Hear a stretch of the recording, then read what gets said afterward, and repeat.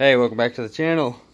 I have a little update on the I-94 Camaro here.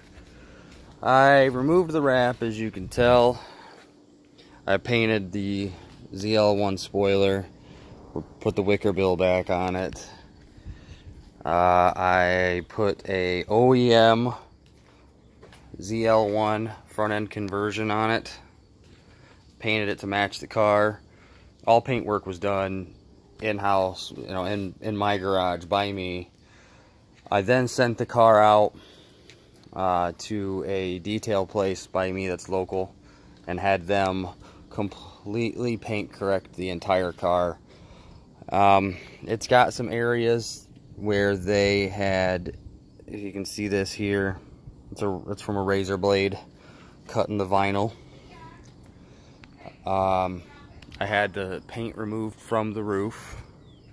It's still got some more little areas I gotta touch up. Door jambs need done, stuff like that, nothing major. The inside has been detailed. I actually have the keys in the house, so I can't open the car right now. I am having a new windshield installed. But the car came out amazing. The old owner came over and seen it yesterday and said that he can't believe how good it looks. He said the car has never shined like this before.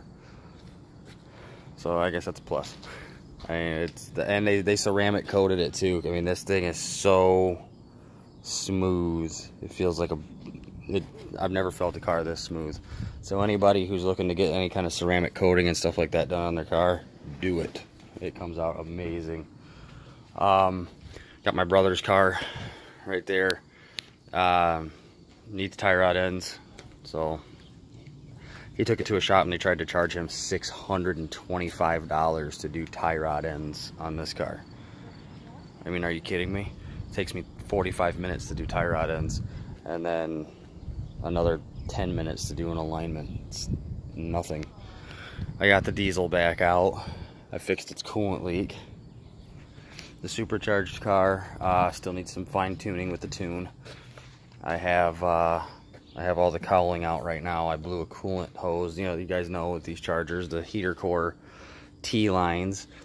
I've replaced it 3 times now. It's the same one that keeps breaking. So instead of going back with the cheap plastic stuff that you can buy, I went to Home Depot and grabbed a brass T-fitting. And I'm never going to have an issue again with it. But here's what we're working on right now.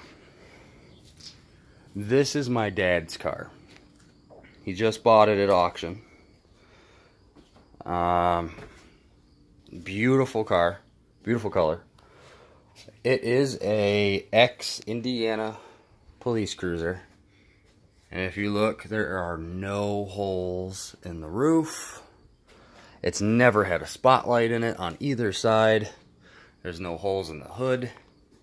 The only bit of evidence you see that it was ever had a light bar on top of it is this right here. It's a little dark, but the interior is super clean. I mean, the interior, his car looks like brand new. Still a rubber floor car. The only holes in the body are the 3 here on the trunk for other antenna and equipment. All the lights work. The body is super straight. There's not a ding or a dent in it. It has a few minor scratches that could be polished out. They did have a light here in the bumper cover. He's going to get an SRT front bumper cover, and I'm going to paint it for him, so that's not even a big deal at the moment. But the reason it's here is it had a failed cam and lifter assembly. And it was this lifter right here. It was junk. Let's see if we can get that to focus. Look at all that movement. So, surprisingly, it did not have a misfire.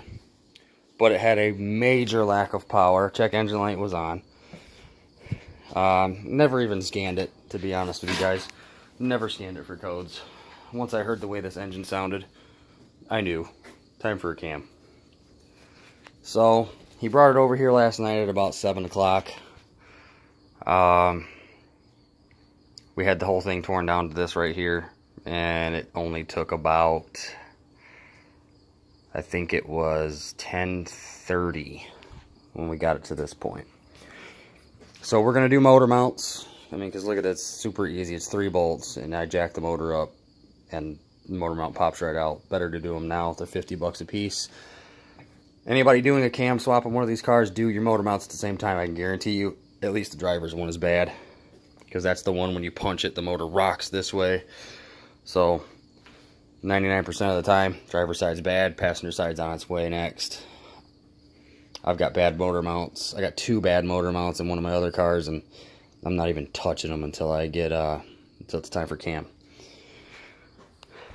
But originally I had marked the cam gear and chain with a paint marker and was just gonna try and do it this way, but I don't want to do that.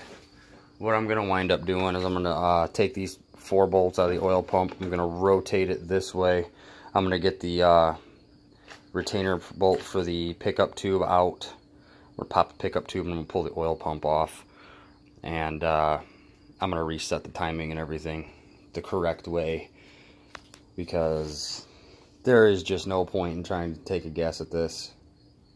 I've done it before like this on my personal, actually I did it like that on this car when I first did the cam in this car, and I didn't have any issues.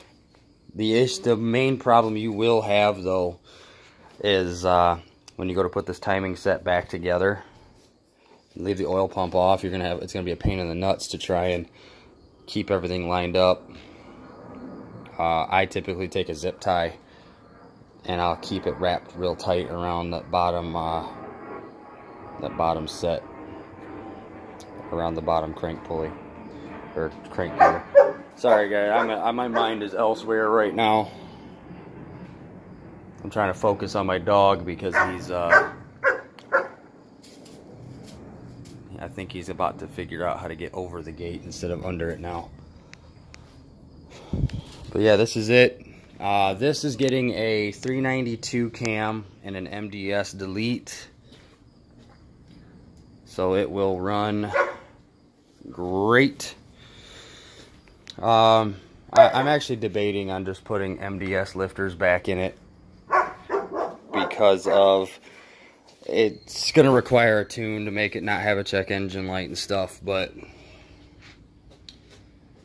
I don't know. So I'm gonna end it here. I'm gonna get started on this, but I definitely don't mind this view looking out of the garage with all the different colors in the driveway. It definitely looks you know, real nice to have some bright colors in the driveway instead of the plain black or white. So alright guys, like I said, I'm gonna end this here. I'll do an in-depth video around this car. If you guys want one, comment below, and I'll do an in-depth under the hood all the way around it, how it looks now. But like I said, I'm gonna end it here. I'm gonna get back to this. See ya.